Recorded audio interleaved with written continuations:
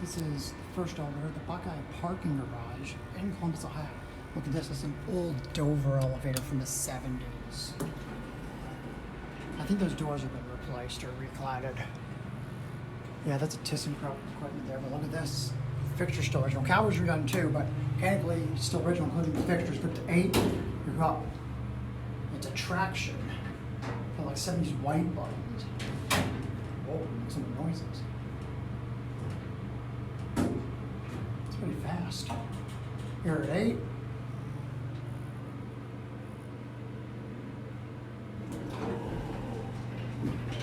Back down to 1.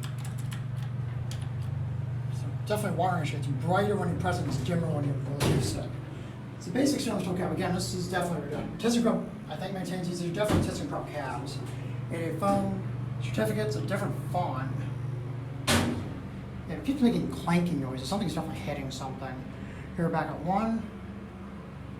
These might be computer-matic. I wouldn't be surprised if they are.